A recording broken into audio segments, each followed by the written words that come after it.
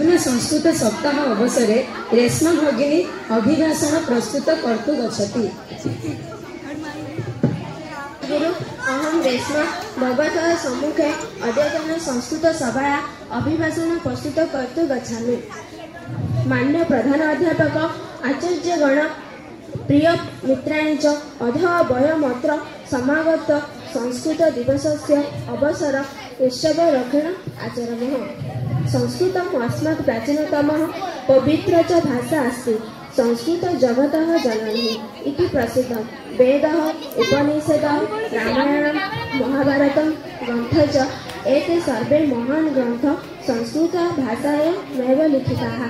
त केवल धार्मिक ग्रन्थेषु अपि तु विज्ञान गणितम् आयुर्वेद संगीतः धर्मस्य च एषु सर्वेषु विषयेषु संस्कृतस्य महान् योगदानम् अस्ति। आर्यभट्ट भास्कराचार्य सुश्रुत चरक इति महान् आचार्य संस्कृतमेव ग्रन्थ एवस्य ज्ञानलिपिबद्धं कृतवन्तः। अथवा अस्माकं कथेषु अस्ति अद्य विद्या भाषया गर्व करोमि अधयद च कुर्मि यथा संस्कृतेन वदति भारतं यथा अस्माकं स्वदेशः। कस्मिन् जना वदति संस्कृत तु मातृभाषा परन्तु संस्कृत एतत् नास्ति। आज अपि आर्यभाषाणः मिलनाति। ग्रन्थः लिखितः समाचारपत्राणि प्रकाशितानि भवितः वार्ता प्रसारिता भवति।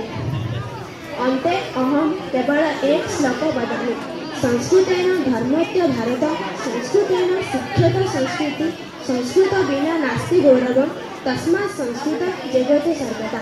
अन्ते वयं सर्वे संकल्प कुर्मः संस्कृतेन वदतु भारतम्। धन्यवादः।